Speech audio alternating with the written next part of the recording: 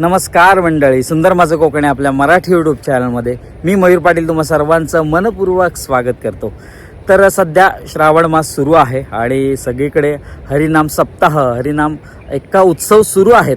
साधारण श्रावण जेव्हा सुरू होतो तर श्रावणाच्या पहिल्यावारी एक्का उत्सव किंवा सप्ताह उत्सव याला सुरुवात होते. एक्का उत्सव म्हणजे एक दिवस सतत हरिनाम गाणे आणि सप्ताह उत्सव म्हणजे 7 दिवस सतत अखंडपणे हरिनाम गाणे.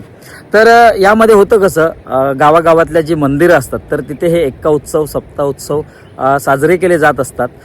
वेगवेगळ्या पंचक्रोशीतल्या तिथे भजन मंडळ येत असतात आणि साधारण 1 ते 1.5 तास किंवा 2 तास सतत भजनाची बारी म्हणजे भजन म्हणत असतात. तर असा एक वेगळा सोहळा आपल्या कोकणात पाहायला मिळतो. बहुतांशी ठिकाणी कोकणात हा सप्ताह उत्सव एक्का उत्सव पार पडत असतात आणि आपल्या मालगुण भंडारवाड्यामधील गोपाळकृष्ण मंदिरात आज दिनांक 22 ऑगस्ट 2026 रोजी हा एक्का उत्सव सोहळा पार पडणार आहे. तर तो सोहळा कशा पद्धतीने पार पडणार आहे तर ते बघूया. कारण एक्का उत्सवाची समाप्ती साधारण 1 दिवसानंतर असते किंवा साधारण 8 तास किंवा 12 तास असा एक्का उत्सव साजरा होत असतो कोणत्याही मंदिरात. तर आपल्या गोपाळकृष्ण मंदिरात एक्का उत्सव साजरा होणार आहे. तर तो उत्सव कशा पद्धतीने साजरा होणार आहे ते बघूया.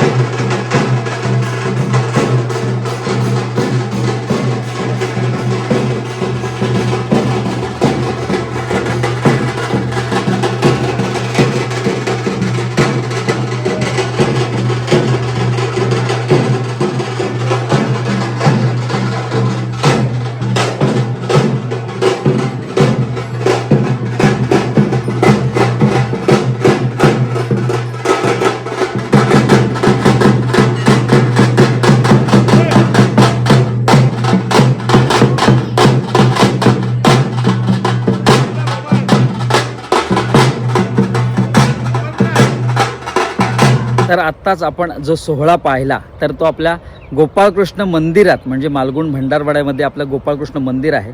तर तिथे हा एक्का उत्सव संपन्न झाला. साधारण सकाळी 8 वाजता एक्का उत्सवाला सुरुवात झाली आणि रात्री 8-8:30च्या दरम्यान हा एक्का उत्सवाची सांगता झाली. तर ह्याचं स्वरूप कसं होतं, साधारण जेव्हा सुरुवात होते एक्का उत्सवाला तेव्हा पहिली जी भजन मंडळ असतं ते आपल्याच वाडीतलं होतं, गोपाळकृष्ण भजन मंडळ मालगुण भंडारवाडा.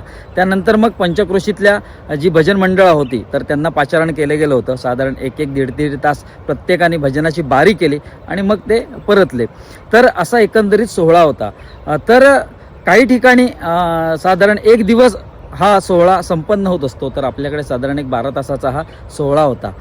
प्रत्येक जण ह्या दिवसाची अगदी आतुरतेने वाट पाहत असतो आणि प्रत्येक जण अगदी भक्तिरसात न्हावून निघत असतो. थोरा मोठ्यांपासून अगदी वयोवृद्ध माणसं देखील ह्या सोहळ्यात सहभागी होत असतात आणि भक्तिरसात न्हावून निघत असतात. भक्तिरसाचा महिमाच एवढा अगाध आहे. परमेश्वराशी जोडणारी नाळ म्हणजे हा भक्तिरस किंवा हरिनाम किंवा कीर्तन किंवा भजन. तर भजनामुळे थोडंसं आपलं आंतर्गिक जे मन आहे तर ते कुठेतरी शुद्ध व्हायला मदत होते आणि थोडंसं परमेश्वराचं गुणगान गायल्याने थोडंसं आपला आत्मा देखील शुद्ध होतो. तर असा हा श्रावण मास दरवर्षी येत असतो आणि दरवर्षी आपल्या मंदिरात एक्का उत्सव संपन्न होत असतो. प्रत्येकजण आपापल्या पद्धतीने हा एक्का उत्सव साजरा करत असतो किंवा सप्ताह उत्सव साजरा करत असतो. तर प्रत्येकाला जो ऊर्जा असते ती काही वेगळीच असते. एक सकारात्मक ऊर्जेचा प्रत्येकाच्या अंगात वास निर्माण झालेला असतो. प्रत्येकाच्या अंगात एक वेगळी ऊर्जा निर्माण झालेली असते आणि त्या ऊर्जेसहित तो अशा फेर धरून नाचत असतो आणि अखंडपणे भक्तीनं रसात न्हावून गेलेला असतो. आणि ह्या भक्तिरसाचा महिमा एवढा अगाध आहे तर खरंच म्हणजे एक वेगळी ऊर्जा, एक सकारात्मक ऊर्जा तुमच्या शरीरात उत्पन्न होते. आणि प्रत्येकजण तसं बघायला गेला तर अगदी आवडीने भजन म्हणत होता, आवडीने फेर धरून नाचत होता. जेव्हा सप्ताह उत्सव जेव्हा एक्का उत्सव संपन्न होणार असतो तर तेव्हा सगळे मंडळी भजन गात जेव्हा गजर सुरू होतो तेव्हा फेर धरून असे गोल नाचत असतात आणि त्यात काही एक वेगळीच मजा असते. तर असा एक वेगळा आगळेवेगळे उत्सव आपल्या कोकणात पार पडत असतात. तर ह्या आपल्या पूर्वजांनी हे जे सण उत्सव सुरू केलेत तर त्यामागचं एक शास्त्रीय कारण देखील आहे की सर्वजण एकत्र येतात आणि एकोप्याने तो सोहळा उत्सव संपन्न करत असतात आणि त्यामध्ये सामाजिक ऐक्य, सामाजिक भावना, सामाजिक बांधिलकी देखील जपली जात असते. आणि कामानिमित्ताने काही जण अगदी शेजारी कधी भेटत देखील नाही तर ते या निमित्ताने देखील भेटत असतात आणि असे एक आगळा वेगळा उत्सव तिथे संपन्न होत असतो. तर असाच एक्का उत्सव आपल्या गोपाळकृष्ण मंदिरात साजरा झाला. अगदी पंचक्रोशीतले काही भजन मंडळ आहेत त्यांनी देखील हजेरी लावली, त्यांनी देखील हरिनाम गायलं आणि आपल्या मंडळाने देखील एक उत्स्फूर्तपणे प्रतिसाद देऊन एक चांगलं भजन तिथे गायलं गेलं. तर असा होता एकंदरीत हा सोहळा. आता तुमचा तात्पुरता निरोप घेतो. भेटूया एका नवीन व्हिडिओत एक नवीन काहीतरी घेऊन. तोपर्यंत काळजी घ्या.